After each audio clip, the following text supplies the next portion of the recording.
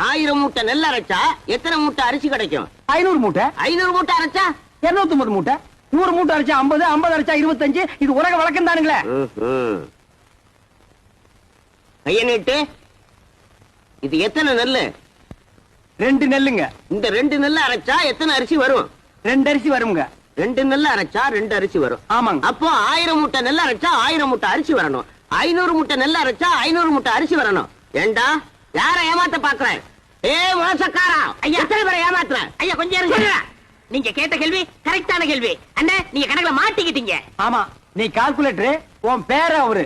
Sir தயவு செஞ்சு உங்க 2 கண்ணை மூடிக்கங்க. இப்போ ஒரு கண்ணை மட்டும் ஓபன் பண்ணுங்க சார். இது என்னங்க சார்? இது செருப்பு. நான் என்ன பருப்பு நான் சொன்னேன். இது எத்தனை செருப்புங்க சார்? செருப்பு.